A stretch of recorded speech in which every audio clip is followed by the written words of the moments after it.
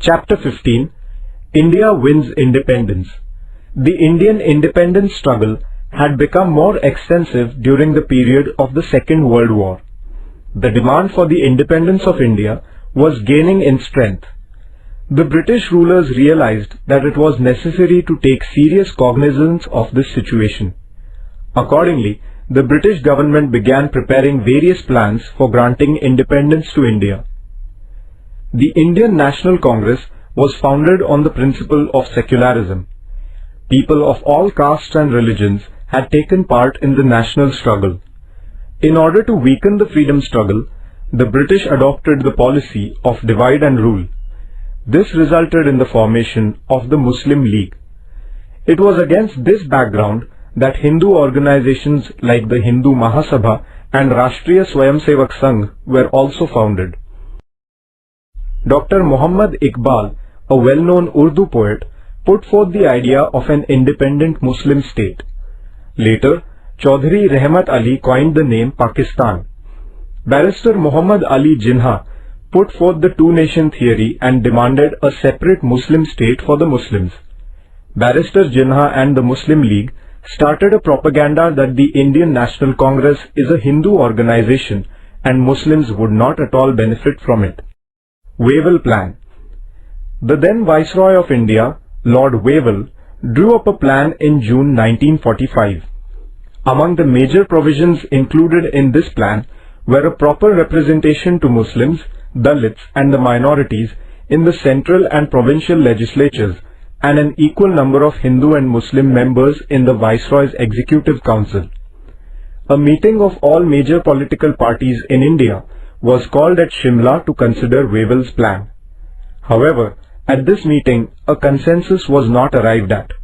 Barrister Jinnah insisted that only the Muslim League should have the right to suggest the names of Muslim representatives to the Viceroy's Executive Council. The Congress opposed this contention. This plan could not succeed. The Cabinet Mission. After the end of the Second World War, the British rulers became favorable to giving independence to India. The British Prime Minister Attlee clarified Britain's policy about India in the Parliament. According to it, the right of the Indians to make their own constitution was recognized. It was made clear that the issues about minorities would not come in the way of India's independence.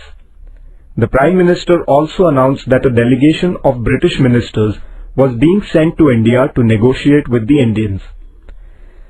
The Cabinet Mission, consisting of Pethick Lawrence, Stafford Cripps and A.V. Alexander, who were all British ministers, arrived in India in March 1946. They put England's plan about India before the Indian leaders.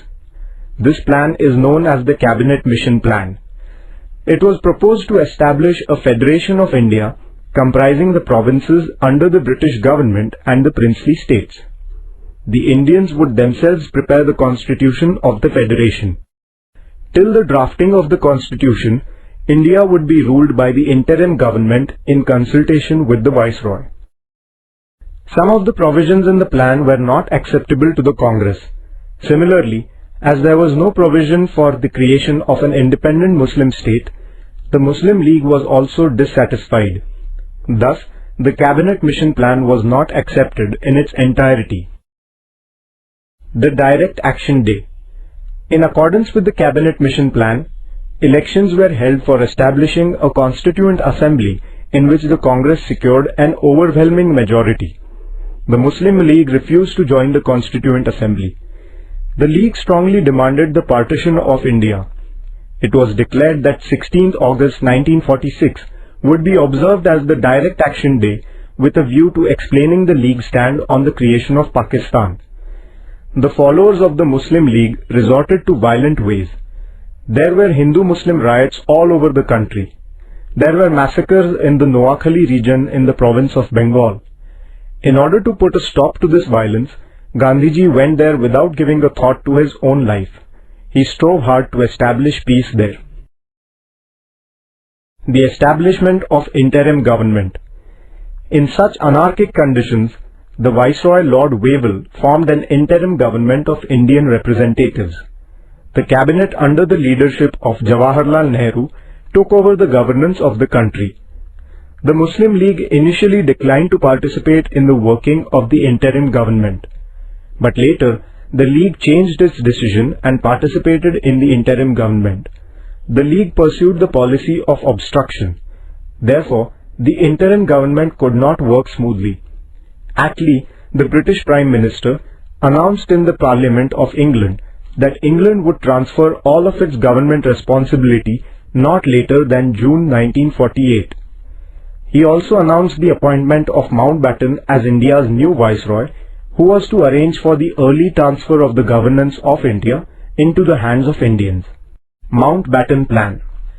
As the partition of India became inevitable, Mountbatten decided to partition it. Accordingly, he held discussions with the prominent leaders of India. Thereafter, he prepared a plan to partition India and to create two independent nations of India and Pakistan. The Indian National Congress was opposed to partition. The unity of the country was the basis of the Congress stand, but the Muslim League remained adamant on the creation of Pakistan. Therefore, there was no other alternative left, and the Congress most unwillingly gave its consent to the decision of partition. The Act of Indian Independence. On 18 July 1947, the British Parliament passed the Act of Indian Independence based on the Mountbatten Plan. The Act provided that on 15 August 1947, partitioning India, two independent nations of India and Pakistan would come into existence. Thereafter, the British Parliament would not retain any control over them. The British sovereignty over the princely states would also come to an end.